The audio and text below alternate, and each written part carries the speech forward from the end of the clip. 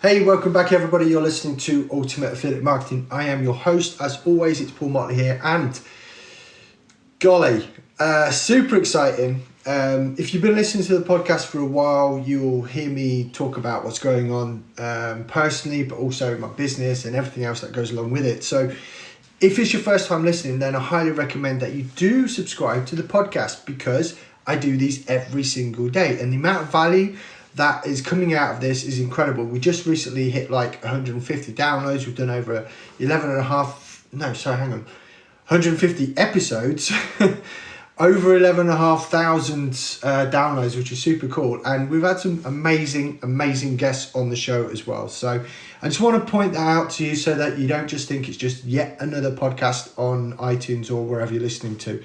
So as you may know, I'm moving, or in the process of moving at the moment. And what I've found is that when I actually look through my stuff, if you like, there's not a lot that I really need. It's crazy. I think I could probably get away with a couple of bags, and the rest of the stuff is niceties. It's because I have them, or it's stuff that I bought and never used. And, you know, like I have a wardrobe and a drawer full of clothes that have been sat there pretty much for a while now, and I haven't actually worn them, and it's crazy. There's garage, you know, in the garage there's stuff that have been bagged up, and again, I haven't used it, not needed it or anything like that. And what I wanted to do was really kind of like make that leap, because the same happens with your business.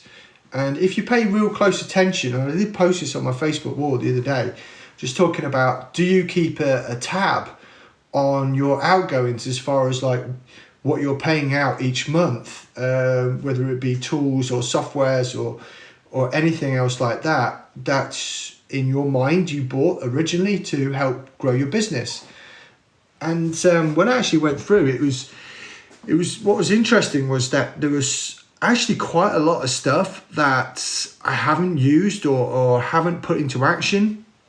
So what I was able to do was trim the fat, and very much like with moving now, I've thrown out a bunch of stuff. I've stored some stuff that I do feel, you know, it's like personal stuff, that like heirlooms and stuff, you know, the kind of stuff that you want to keep, but you honestly, do you really need it? I don't know.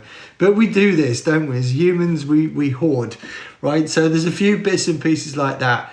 And when I actually evaluated my outgoings in my business, I was surprised about the amount I was paying out each month for stuff that I didn't really use, or at least wasn't employing to its full effect. So I thought, okay, right, well, there's a couple of softwares there that I'm really not using as much as I probably should do, or just haven't had the time, or really it's just not come forward, and my business might have moved in direction since I first got into it. So I trimmed out some fat, and what that did was actually open the door for a couple of other things that I had been looking at for a while, and I thought stats would make it really useful for me.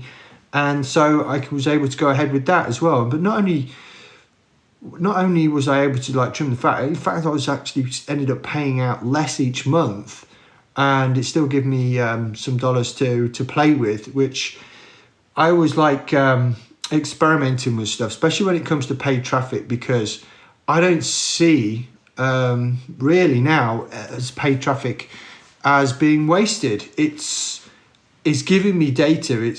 It's building up a familiarity of what I'm doing, so that way I don't feel like I'm just throwing money away. And I think if we all did that in our business and had that mindset, I think, you know, we'd go a long way. You know, you can learn from mistakes. You can learn, if you start running ads, what's going to be working and what's not going to be working. I mean, let's take, for example, let's say that you are, let's say you have a landing page and you want to test out what's going to be the best headline. So you can split test an ad to send to landing page A and landing page B equally, and then decide which one performs the best all of a sudden now you've got a working headline. And of course, the one which wasn't working as good, that's not wasted money, because it contributed into helping grow your business and push your business forward. Because if that was a good headline, or the way that you'd set that page out was good, then you can emulate that style and that look and feel for the future and going on. So it will actually save you money going forward. And that's kind of like how you've got to think. You've got to think, you've got to measure, you've got to evaluate, and then you can implement, and then you can scale. And that's the way I look at everything. So I remember many years ago, there was a guy who brought out a book about Google AdWords, and obviously a lot of the stuff now is completely irrelevant because of the way the platform changed.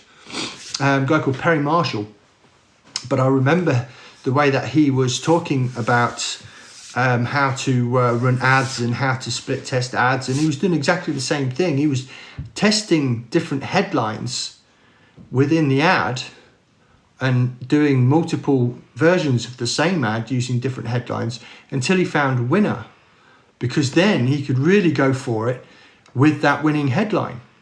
And it wasn't just that, it happened to be that he would then he used to hold used to run newspaper ads and all stuff like that. So he could do his market research using paid ads and then really hammer it home with that. So that's something that I want you to think about a little bit. Not only can you trim the fat in your business without hurting it, but are you effectively using the dollars that you have in your pocket right now to grow your business, and using the money that you do spend if you're running ads to its full effect, and evaluating and checking and making sure you understand the data.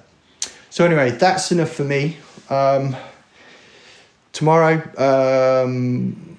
I supposed to have some interviews tomorrow, but tomorrow is moving day, and I've got to get on a boat by about 10 o'clock at night. So it depends on whether or not I get a chance to do that, or I'll be coming to you from a cabin on a boat.